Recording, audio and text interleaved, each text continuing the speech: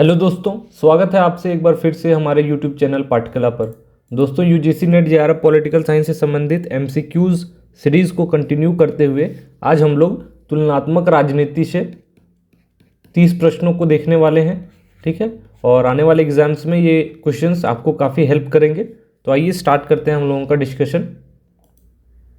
देखिए, first question आज का हमारा है, निम्नलिखित पुस्तकों को उनके प्रकाशन वर्ष के क्रम में लगाएं। ठीक है, पहला है modern democracies, constitutional government and democracy, public opinion and popular government, the American Commonwealth. ठीक है, तो ये 4 बुक हैं, इनको आपको उनके प्रकाशन वर्ष के क्रम में लगाना है। तो बताइए क्या सही जवाब हो जाएगा। यहाँ पे देखिए, बताइए। तो देखिए, सबसे पहले हमें पता होना चाहिए कि प्रकाशन वर्ष कब कब हुआ था। ठीक है, तो देखिए, मॉडर्न डेमोक्रेसी जो बुक है इसका प्रकाशन वर्ष है 1921। ठीक है, 1921 में हुआ था। और कॉन्स्टिट्यूशनल गवर्नमेंट एंड डेमोक्रेसी, ठीक है, यह हुआ था 2015 में यह बुक आई। और public opinion and popular government, ठीक है, यह 1913 में पब्लिश हुई। और द अमेरिकन कॉमनवेल्थ यह 1888 में हुआ। ठीक है, तो इसको याद रखिए। और बाकी कौन कौन बुक किनके द्वारा लिखा गया ये भी याद रख लीजिए। तो मॉडर्न डेमोक्रेसीज को लिखने वाले कौन थे, ये थे जेम्स ब्राइस। ठीक है, मैं यहाँ पे नाम भी लिख दे रहा हूँ, जेम्स ब्राइस। ठीक, इसको याद रखिए। कॉन्स्टिट्यूशनल गवर्नमेंट एंड डेमोक्रेसी, इस बुक को लिखने वाले कौन थे, तो इस बुक को लिखे कार्ल जे फ्रेडरिक। ठीक है, कार्ल जे फ्रेडरिक, इसको याद रखिए। हर एक बुक के ऑथर के साथ और पब्लिकेशन डेट के साथ याद करने की कोशिश करिए आप लोग। ठीक है, और जो जिस में है public opinion and popular government, इसको लिखने वाले थे लॉरेंस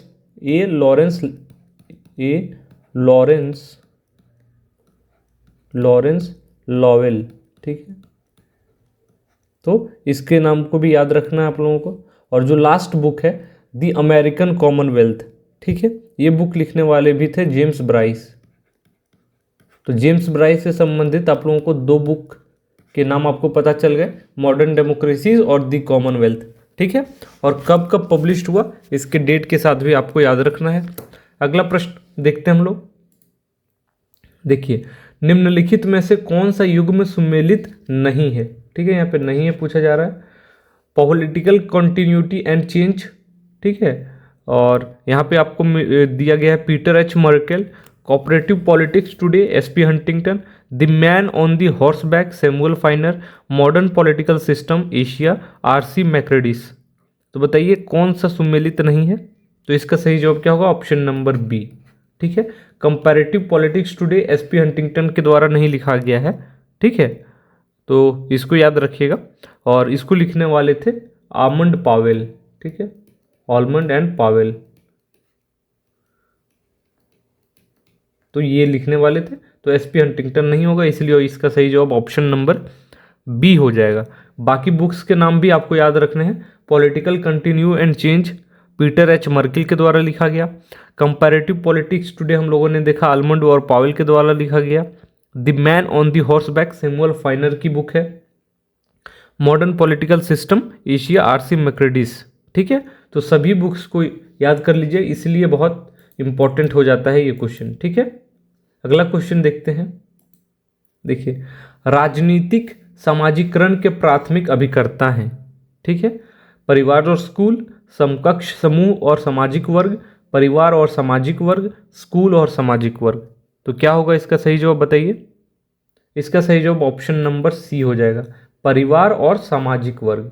ठीक है, तो यहाँ पे कंफ्यूज हो सकते थे आप परिवार और स्कूल में, लेकिन नहीं, इसका सही जवाब क्या होगा, परिवार और सामाजिक वर्ग। ठीक है, वैसे तो राजनीतिक समाजीकरण में परिवार, स्कूल, समाज आदि सबका योगदान पाया जाता है, किंतु परिवार और समाज का प्राथमिक योगदान। ठीक है, अगला प्रश्न है यहाँ पे देखिए, हमें लेखक और उनकी जो कृति हैं उनको मैच करने को दिया गया है। Robert Dahl, S M Lipset, Schmitt Carl, Roger Charlton. तो बताइए किस तरीके से हम लोग इसको मैच करेंगे। एक सेकंड, यहाँ पे मैं इसको जूम इन कर देता हूँ। देखिए, बताइए किस तरीके से मैच करेंगे। यहाँ पे 4 ऑप्शन हैं, बताइए क्या सही जवाब हो जाएगा। देखिए रॉबर्ट डहल की कौन सी बुक है आपको याद है? रॉबर्ट डहल के बारे में हम लोगों ने पहले भी देखा हुआ था, ठीक है। तो सबसे पहली बात यहाँ देखिए, रॉबर्ट डहल ने लिखा, एक सेकंड, रॉबर्ट डहल की बुक है पॉलीआर्की, ठीक है। इन्होंने वो कंसेप्ट दिया था, ठीक है, पॉलीआर्की, पॉलिटिक्स, पार्टिसिपेशन एंड ऑपोजिशन, ठीक है। तो रॉबर्ट डहल की बुक हो गई। तो ए का टू देखिए एक ही ऑप्शन में है और ये आपको आंसर मिल गया ऑप्शन ए, ठीक है। इसीलिए मैं कहता हूँ कि यदि आपको बुक के नाम याद हों ज़्यादा से ज़्यादा, तो किसी क्वेश्चन में यदि मैच करने को दे भी दिया जाए, ठीक है, वहाँ पे यदि एक दो भी आपको यदि किस्मत से वो बुक मिल जाएगा तो वो आपका क्वेश्चन सही हो जाएगा और +2 मार्क्स आपको मिल जाएंगे, ठीक है। और आपको जीआरएफ करने में वो बहुत मदद करेगा, ठीक है। इसलिए मैं कह रहा हूँ बुक को ज़्यादा से ज़्यादा याद कीजिए, रटिए भी, ठीक है। बाकी देख लीजिए, बी का 3 एसएम लिपसेट पॉलिटिकल मैन, ठीक है, सी का 1 और डी का क्या हो जाएगा 4। तो इस तरीके से आप लोग सारे बुक्स के नाम याद कर लीजिए, ठीक है। अगला क्वेश्चन देखते हैं हम लोग। यहाँ पे देखिए, हंटिंगटन आधुनिकीकरण सिद्धांत का आलोचक है क्योंकि इस सिद्धांत में ध्यान नहीं रखा गया है क्या चीज़ का? पारंपरिक समाज में अनेक स्पर्धी मूल्य प्रणालियों तथा संस्कृतियों की उपस्थिति का। दूसरा है आधार तथा अधिरचना सुपरस्ट्रक्चर, एक सेकेंड, सुपरस्ट्रक्चर में अंतर का। नेतृत्व के प्रश्न का। आधुनिकीकरण करने वाले राष्ट्रों के अति विकसित स्वरूप का। तो बताइए इसका सही जवाब क्या हो जाएगा? तो इसका सही जवाब होगा ऑप्शन नंबर ए, पारंपरिक समाज में अनेक स्पर्धी मूल्य प्रणालियों तथा संस्कृतियों की उपस्थिति का, ठीक है। तो इसका ध्यान नहीं रखा गया है, ठीक है। और सैमुअल पी हंटिंगटन के द्वारा बहुत सारे बुक्स लिखे गए जो हम लोग जानते हैं, clash of civilisation and the man, ठीक है। और एक बुक लिखा गया political order in changing societies, तो उस बुक का भी नाम याद रखिए, political order in changing societies, ठीक है। ये बुक का नाम आपको पता होना चाहिए। और क्लैश ऑफ सिविलाइजेशन भी इन्हीं के द्वारा लिखा गया, क्लैश ऑफ सिविलाइजेशन, ठीक है। तो इन सब बुक को आपको याद रखना है, हंटिंगटन से संबंधित, ठीक है। अगला क्वेश्चन देखते हैं।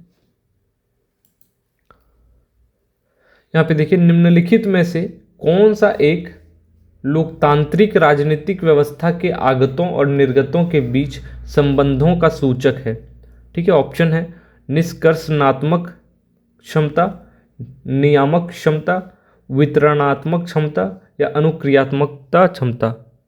तो बताइए क्या सही जवाब हो जाएगा? तो इस क्वेश्चन का सही जवाब ऑप्शन नंबर डी हो जाएगा, ठीक है, अनुक्रियात्मक क्षमता, ठीक है। और इसको याद रखिए, जैसे डेविड स्टन ने बताया था क्या, राजनीतिक व्यवस्था का विश्लेषण करके इनपुट और आउटपुट आगत और निर्गत के माध्यम से किया था, ठीक है। और आगत को स्टन ने समाज या पर्यावरण से आने वाली मांग को बताया था, और निर्गत जो राजनीतिक व्यवस्था के निर्णय एवं कार्य से होता है, ठीक है। तो ये जनरली उन्हीं से संबंधित है, उसी से ये प्रश्न है, ठीक है। तो याद रखिएगा। और जो डेविड स्टन ने किताबें लिखी उनके बारे में भी मैंने पहले बताया हुआ है, एंड द पॉलिटिकल सिस्टम नामक बुक उनके द्वारा लिखा गया, ठीक है। तो याद रखिएगा।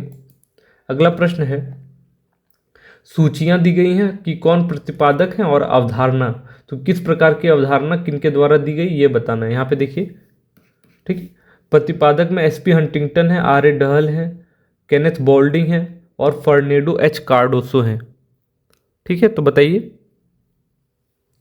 क्या सही जवाब हो जाएगा इस प्रश्न में? तो देखिए, सबसे पहला हम लोग जानते हैं एसपी हंटिंगटन ने क्या चीज़ बात किया, राजनीतिक पतन का, ठीक है। इसके बारे में हम लोगों ने बहुत बार बात किया हुआ है। तो देखिए ए का 3, ठीक है, ए का 3 इस ऑप्शन बी में और डी में है, 2 ऑप्शन एलिमिनेट हो गए हमारे। अब 2 ऑप्शंस में हमें ढूंढना है, ठीक है। उसके बाद देखिए आर.ए. डहल ने क्या चीज़ के बारे में बात किया, तो प्लूरलिस्ट डेमोक्रेसी के बारे में बात करते हैं वो, तो बहुतंत्र या लोकतंत्र, ठीक है, वो उनका कंसेप्ट है। तो यहाँ पे देखिए बी का हो गया 4, तो बी का 4 किस में है, इसमें है। देखिए इसमें और इसमें देखना था तो यहाँ पे मिल जा रहा है, इसलिए ऑप्शन बी इसका सही जवाब हो जाएगा। ठीक है, तो इस तरीके से हम लोग यहाँ पे मैच कर सकते हैं और इस प्रश्न का सही जवाब बी होगा, बी का 4। बाकी मैच कर लेते हैं, सी का 2 केनेथ बोल्डिंग ने संबंधित विकास निर्भरता पे बताया, ठीक है, अवधारणा दी। और डी का 1, डी का एक सेकेंड, बी का 4, सी का 2, अच्छा ठीक है, ये थोड़ा गलत हो गया, एक सेकेंड।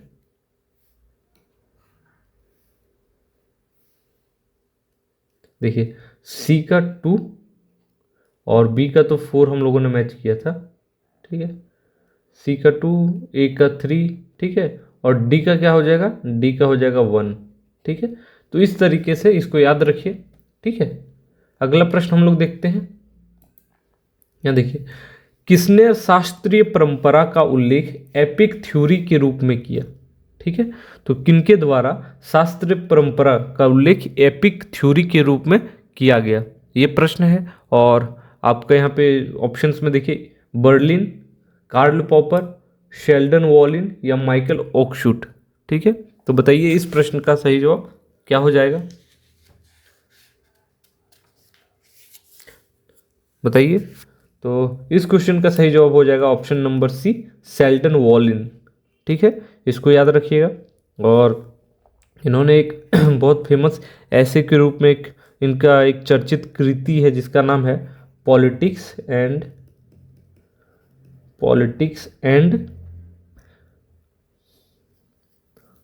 एक सेकंड, पॉलिटिक्स थ्योरीज, रुकिए ये नहीं होगा, एक सेकंड, पॉलिटिक्स थ्योरी एज अवोकेशन, ठीक है, अवोकेशन शायद ये होगा, ठीक है। इस तरीके से उन्होंने एक ऐसे लिखा, तो इसके नाम याद रखिए, पॉलिटिक्स थ्योरी एज अवोकेशन, ठीक है, ये उनका लिखा गया, ठीक है। और उसी में वो बताते हैं कि शास्त्र परंपरा एक एपिक थ्योरी है, ठीक है, इस तरीके से वो डिस्कस करते हैं। अगला प्रश्न देखते हैं हम लोग, निम्नलिखित में से किसने अभिजनवाद को एक आर्थिक उपागम प्रदान किया, ठीक है, पैरेटो, मॉस्का, मिल्स और बर्नहेम। हमने अभिजनवाद सिद्धांत से संबंधित बहुत लोगों को देखा हुआ है और उनके बुक्स भी हम लोगों ने पहले नोट डाउन किए हुए हैं।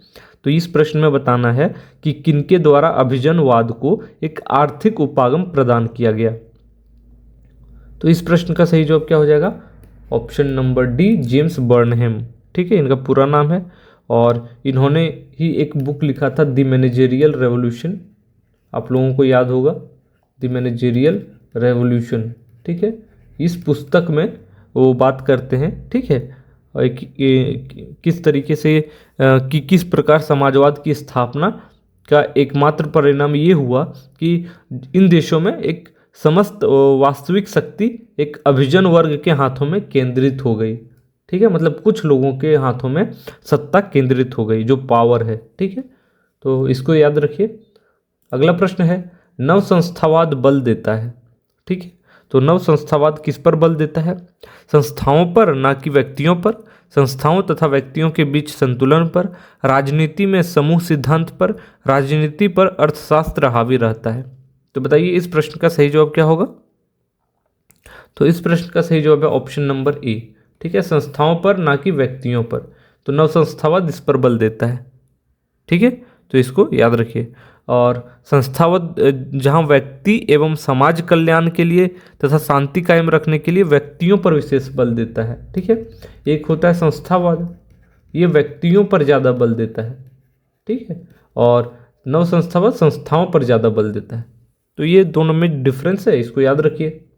अगला क्वेश्चन देखते हैं, यहाँ पे देखिए, यह किसने कहा है कि क्रांति का अभिप्राय किसी एक भूभाग्य राजनीतिक सत्ता को चलाने वाली किसी प्रभारी समूह का किसी अन्य समूह द्वारा सशक्त आकस्मिक प्रतिस्थापन है।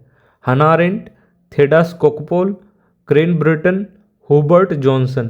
तो बताइए इस प्रश्न का सही जवाब क्या होगा। इस प्रश्न का सही जवाब option number C, Crane Brinton होगा, ठीक है, तो इसको याद रखिए। और इनकी बुक के बारे में आप लोग जानते होंगे, तो लिखिए द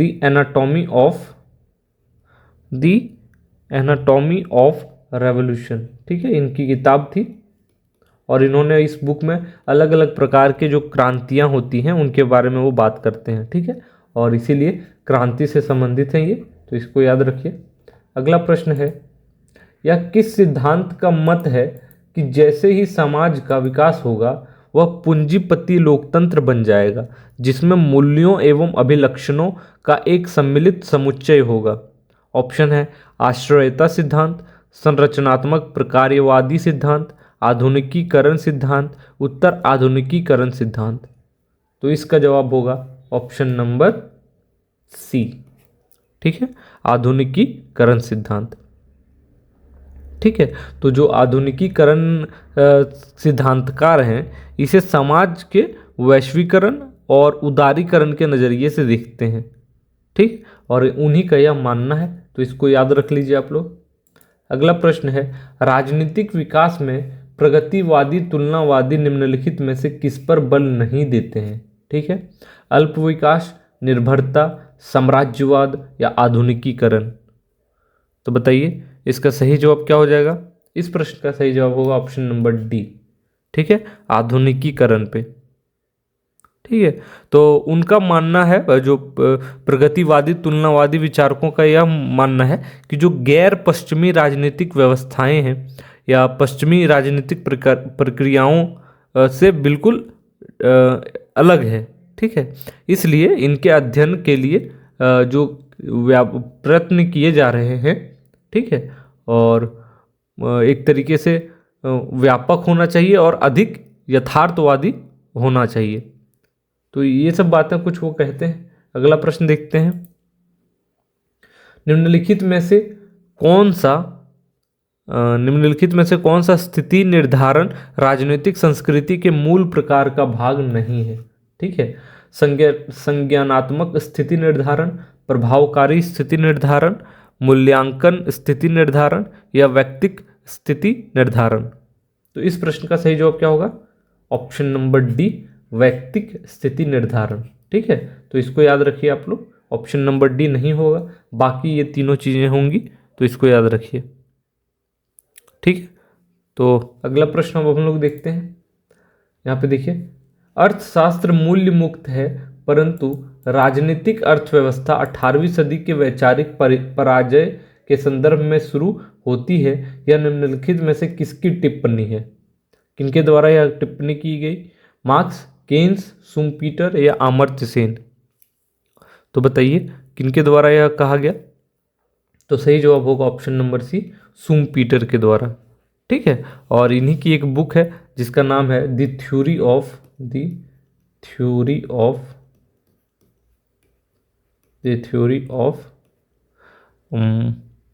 इकोनॉमिक डेवलपमेंट। ठीक है, इकोनॉमिक डेवलपमेंट। ठीक, तो इसी बुक में वो बात करते हैं। ठीक है, कि अर्थशास्त्र मूल मुक्त है और ये सब बातें, तो इसको याद रखिए, शुम्पीटर। अगला प्रश्न यहाँ पे है, देखिए यहाँ पे बोला जा रहा है सूची 1 में अमेरिका का संविधान है, कनाडा का संविधान है, ठीक है, ऑस्ट्रेलिया का संविधान है, जापान का संविधान है और विधि द्वारा स्थापित। ये बताना है कि किस तरीके से मैच करेगा। तो बताइए इस प्रश्न का सही जवाब क्या होगा। यहाँ पे देखिए, तो इस प्रश्न का सही जवाब क्या होगा बताइए। इस प्रश्न का सही जवाब यहाँ पे ऑप्शन नंबर डी होगा। ठीक है, याद रखिए, ए का 3 होता है, तो ए का 3 यहाँ पे है। उपराष्ट्रपति को ऊपरी सदन में पदेन अध्यक्ष के रूप में बनाना अमेरिका का संविधान है। बी का 4 यहाँ पे देखिए, कनाडा का संविधान कहता है संघ सरकार में अवशिष्ट शक्तियां निहित होना। ठीक, सी का 2 ऑस्ट्रेलिया का संविधान समवर्ती सूची जिस पर राज्य और केंद्र का अधिकार क्षेत्र समान हो। जापान का संविधान क्या है, 1 विधि द्वारा स्थापित प्रक्रिया। तो इन सभी पॉइंट्स को आप लोग याद रखिए। ठीक है, तो अब जैसे हम लोगों ने बहुत सारे थे, David Easton, Gabriel Almond Powell, Lucian Pye, इन सब चीज़ों को हम लोगों ने पढ़ लिया। ठीक है, और अब हम लोग कंपैरेटिव पॉलिटिक्स के दूसरे पार्ट की तरफ बढ़ रहे हैं। जहाँ पे बहुत सारे कंपैरेटिव स्टडी की जाती है कॉन्स्टिट्यूशन की, तो यहाँ से भी सवाल पूछे जाते हैं, तो इसको देख रहे हैं। ठीक है, तो इस प्रश्न का सही जवाब क्या होगा? Option number D. और सभी कॉन्स्टिट्यूशन में किस प्रकार के प्रावधान है उसको याद रखने की कोशिश करें आप लोग। अगला प्रश्न देखिए, निम्न में से कौन सा एक कथन सही नहीं है? ठीक है, एक कठोर संविधान हड़बड़ी में किए गए परिवर्तनों से सुरक्षा प्रदान करता है। एक कठोर संविधान दलीय झड़पों का शिकार नहीं हो सकता। एक कठोर संविधान केवल उच्च राजनीतिक चेतना के लोगों हेतु उपयुक्त है, या उपयुक्त में से कोई नहीं। तो बताइए इस प्रश्न का सही जवाब क्या होगा? तो इस जैसे कौन सा सही नहीं है पूछा जा रहा है, तो इसीलिए इस क्वेश्चन का सही जवाब क्या हो जाएगा? Option number C. ठीक है, एक कठोर संविधान केवल उच्च राजनीतिक चेतना के लोगों के हेतु उपयुक्त है, नहीं, ये गलत है। ठीक है, तो इसको याद रखिए। बाकी अगला क्वेश्चन देखते हैं हम लोग। निम्न में से किसका विधि के शासन से घनिष्ठ संबंध है? ठीक है, विधि के शासन से संबंध है। लिखित संविधान का, न्यायिक सर्वोच्चता का, शक्तियों का पृथक्करण, या सीमित सरकार? तो बताइए इसका सही जवाब क्या होगा? इसका सही जवाब होगा ऑप्शन नंबर डी, सीमित सरकार। ठीक है, तो इसको याद रखिए। तो विधि के शासन का होने का मेनली 3 अर्थ होता है। ठीक है, 3 मतलब होते हैं कि कोई भी व्यक्ति कानून से ऊपर नहीं है, पहला। दूसरा, कि बिना अपराध किए हुए किसी को दंडित नहीं किया जाएगा। ऐसा नहीं कि बेकार में उठा लिए उसको पुलिस ने और दंड दे दिया, नहीं, बिना अपराध के दंड नहीं दिया जाना है। ठीक है, और तीसरा ये है कि संविधान के सामान्य सिद्धांत न्यायिक निर्णयों के परिणाम होंगे। ठीक है, तो जो भी निर्णय लिए जाएंगे न्यायिक प्रक्रिया में वो संविधान के अनुसार ही होने चाहिए। ठीक है, तो विधि के शासन से समझ सीमित सरकार है। ठीक है, उनके पावर को लिमिट करते हैं। अगला प्रश्न है, लिखित तथा अलिखित संविधानों में केवल मात्रा का अंतर है। देखिए, अलिखित और लिखित में। ठीक है, प्रकार का नहीं, कथन किसका है? गार्नर, वॉसबी, वेपर या गिलक्रिस्ट? किनके द्वारा यह कहा गया? तो इसका सही जवाब हो जाएगा क्या? ऑप्शन नंबर ए, गार्नर ने यह कहा। ठीक है, तो इसको याद रखिए, गार्नर ने यह स्टेटमेंट दिया। अगला प्रश्न हम लोग देखते हैं, और किस देश में लिखित संविधान नहीं है? तो याद रखिएगा इंग्लैंड। ठीक है, यहाँ पे लिखित संविधान नहीं है। अगला प्रश्न, व्यक्ति के शासन की अपेक्षा विधि का शासन अधिक अच्छा होता है, किसका कथन है? डाइसी, अरस्तु, मोंटेस्क्यू या बोदा या बोडिन, जिसको वो लिखते हैं इंग्लिश में? तो इसका सही जवाब है ऑप्शन नंबर ए, डाइसी। ठीक है, तो डाइसी का ही ये मानना था। ठीक है, कि व्यक्ति के शासन की अपेक्षा विधि का शासन अधिक अच्छा होता है, और उनके द्वारा ये कहा गया कि व्यक्ति शासन में तानाशाही का समावेश होने की संभावना अधिक होती है, वो तानाशाही हो सकता है। ठीक है, व्यक्ति के शासन में, और जबकि विधि के शासन में एक लिखित संविधान होता है और उसी के दायरे में रहकर ही जो काम करने होते हैं। ठीक है, तो इसीलिए अगला प्रश्न, निम्नलिखित में से कौन सी संविधानवाद की विशेषता नहीं है? संस्कृति आधारित अवधारणा, गतिशील अवधारणा, पार्टी आधारित अवधारणा या मूल्य आधारित अवधारणा? तो इसका सही जवाब क्या होगा? ऑप्शन नंबर सी, पार्टी आधारित अवधारणा नहीं है संविधान की विशेषता। ठीक है, तो इसको याद रखिए, बाकी सब हैं। अगला प्रश्न हम लोग देखते हैं, किसने विचार व्यक्त किया कि ब्रिटिश संविधान का अस्तित्व नहीं है?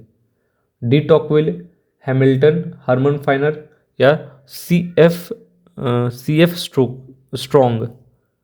तो इसका सही जवाब क्या होगा? Option number A, de Tocqueville. ठीक है, तो इनके द्वारा यह कहा गया, और ब्रिटिश संविधान विश्व का ऐसा उदाहरण है जो परंपराओं और अभिलेखों पर आधारित है और उसका कोई लिखित दस्तावेज नहीं है। ठीक है, इसीलिए उनका ये स्टेटमेंट था। ये प्रश्न देखिए, यहाँ पे निम्नलिखित संविधानों को उनके निर्माण वर्ष के आधार पर कालक्रम में व्यवस्थित करें। ठीक, तो कौन सा संविधान कब बना उसके अनुसार हमको यहाँ पे अरेंजमेंट करनी है। तो बताइए, स्विट्जरलैंड का संविधान कब बना, अमेरिका का संविधान कब बना, भारत का संविधान कब बना और कनाडा का संविधान कब बना? तो देखिए, स्विट्ज़रलैंड का जो संविधान था वो 1848 में बना, इसको नोट डाउन कर लीजिए, आप लोगों को नहीं याद होगा। और अमेरिका का संविधान कब बना? 1789 में, ठीक है। फिर भारत का संविधान तो आप लोग जानते होंगे, 26 जनवरी 1950 लागू हुआ, ठीक है। फिर कनाडा का संविधान 1867 में, 67, ठीक है। तो इस तरीके से आप लोग याद रखिए। और देखिए, कालक्रम में सजाना है तो सबसे पहले कौन आता है? अमेरिका का संविधान, ठीक है। उसके बाद आता है स्विट्ज़रलैंड। तो 2 और 1, 2 तो एक ही ऑप्शन में है, तो ऑप्शन बी यहाँ पे सही जवाब हो जाएगा, ठीक है। तो ये चीज़ें आपको, और वैसे भी जैसे यदि हमको पता होता कि भारत का संविधान सबसे लेट में बना है, ऑप्शन 3 सबसे लेट, तो वैसे भी ये बन जाता है ना, सबसे लास्ट 3 एक ही ऑप्शन में है। तो इस तरीके से आप लोग याद रख लीजिए। अगला प्रश्न है, न्यायिक निर्णय निर्माण का अभिवृत्तिक प्रतिमान निम्नांकित में से किस देश से संबंधित है? ठीक है, तो ये क्वेश्चन है, बताइए इसका सही जवाब क्या होगा। न्यायिक निर्णय निर्माण का अभिवृत्तिक प्रतिमान, ठीक है। ऑप्शन है संयुक्त राज्य अमेरिका, यूनाइटेड किंगडम, चीन या कनाडा। तो इसका सही जवाब क्या होगा? ऑप्शन नंबर ए, संयुक्त राज्य अमेरिका, ठीक है। तो इनसे संबंधित है, इसको याद रखिए। अगला प्रश्न है, वर्ग निम्नलिखित देशों में से किसकी व्यवस्थापिका के ऊपरी सदन में प्रतिनिधित्व का आधार है? स्विट्जरलैंड, यूनाइटेड किंगडम, कनाडा या फ्रांस। इसका सही जवाब है option number B, United Kingdom, ठीक है। आमतौर पर जो विधायिकाएं होती हैं वो द्विसदनीय होती हैं, ठीक है, जिसका निचले सदन में निचला सदन जो होता है वो अधिक शक्तिशाली होता है, ठीक है। और विधायिका का मुख्य कार्य कानून बनाना होता है, बजट पारित करना होता है, ठीक है। इंग्लैंड यूनाइटेड किंगडम का सबसे बड़ा देश है, जैसे यूनाइटेड किंगडम में बहुत सारे कंट्रीज आ जाते हैं, ठीक है। तो इंग्लैंड सबसे बड़ा देश है, इसको याद रखिएगा। और इसमें अलग से कोई न्यायपालिका, कार्यपालिका या विधायिका नहीं है, ठीक है। सभी मुद्दों पर सीधे ब्रिटिश सरकार और संसद द्वारा प्रशासित व्यवस्थित होता है, ठीक है। तो इस चीज़ को आपको याद रखना है। अगला क्वेश्चन है, विधि के उचित प्रक्रिया न्यायिक व्यवस्था का एक आवश्यक लक्षण है, यूके में, फ्रांस में, यूएसए में या भारत में। तो विधि की उचित प्रक्रिया न्यायिक व्यवस्था का आवश्यक लक्षण कहाँ पे है? इसका सही जवाब क्या होगा बताइए। इसका सही जवाब होगा ऑप्शन नंबर सी, अमेरिका में, यूएसए में, ठीक है। तो इसको याद रखिए। और भारतीय के संविधान में विधि द्वारा स्थापित प्रक्रिया का प्रयोग किया गया है, ठीक है। तो लिख सकते हैं आप लोग, विधि द्वारा स्थापित प्रक्रिया, इसका प्रयोग किया गया है भारत में, ठीक है। और ये कहाँ से हमने लिया है? ये हमने जापान से लिया हुआ है, तो इसको याद रखिएगा। अगला प्रश्न यहाँ पे देखिए, एक व्यवस्थापिका जो मंत्री परिषद के समक्ष निर्बल है तथा एक मंत्री परिषद जो राष्ट्रपति के समक्ष निर्बल है, किस देश की शासन व्यवस्था की विशेषता दर्शाता है? फ्रांस, जर्मनी, भारत या श्रीलंका। इसका सही जवाब है ऑप्शन नंबर ए, फ्रांस, ठीक है। तो इस चीज़ को याद रखिए। तो फ्रांस में शासन व्यवस्था है वो ना ही तो पूर्णतः अध्यक्षीय है और ना ही पूर्णतः संसदीय, बल्कि दोनों का मिश्रण है, ठीक है। तो इसको याद रखिएगा। अगला प्रश्न देखते हैं हम लोग, प्रत्यक्ष लोकतंत्र वाला देश है, यहाँ पे प्रत्यक्ष लोकतंत्र वाला देश है, इंग्लैंड, अमेरिका, भारत या स्विट्जरलैंड। इसका सही जवाब क्या होगा? ऑप्शन डी, स्विट्जरलैंड, ठीक है। तो प्रत्यक्ष लोकतंत्र वाला देश है जहाँ जनता जो है प्रत्यक्ष तौर पर शासन के कार्यों में भाग लेती है, ठीक है। पॉलिसी का निर्माण करती है, कानून बनाती है, ठीक है। और जो ऑफिसर्स होते हैं जो सरकारी सरकारी गवर्नमेंट ऑफिसेस में काम करते हैं उन पर नियंत्रण रखती है, ठीक है। तो इसको याद रखिए। अगला प्रश्न देखते हैं हम लोग, अमेरिकी संविधान में बिल ऑफ राइट्स किस संशोधन द्वारा जोड़ा गया? बहुत इंपॉर्टेंट है बिल ऑफ राइट्स। 13वें संशोधन द्वारा, 14वें, 15वें या प्रथम 10 संशोधन द्वारा? बताइए कब जोड़ा गया? इसका सही जवाब है ऑप्शन नंबर डी, प्रथम 10 संशोधनों द्वारा। ठीक है, और उसको जोड़ा गया बिल ऑफ राइट्स को। अगला प्रश्न है, किस विचारक को अमेरिकी संविधान निर्माताओं का बौद्धिक जनक कहा जा सकता है? Woodrow Wilson, John Locke, Montesquieu या रूसो? बताइए। इसका सही जवाब होगा ऑप्शन नंबर सी, मोंटेस्क्यू। ठीक है, तो मोंटेस्क्यू को अमेरिकी संविधान निर्माताओं का बौद्धिक जनक माना जा सकता है या माना जाता है, क्योंकि अमेरिकन जो संविधान है उसमें जो नियंत्रण या संतुलन का सिद्धांत जो है वो उसी के द्वारा दिया गया। इन्होंने एक बुक लिखी थी जिसका नाम था द स्पिरिट ऑफ लॉज। ठीक है, द स्पिरिट ऑफ लॉज नामक बुक लिखा था उनके द्वारा, और उन्हीं में वो शक्तियों के सेपरेशन की बात करते हैं। ठीक है, तो जो नियंत्रण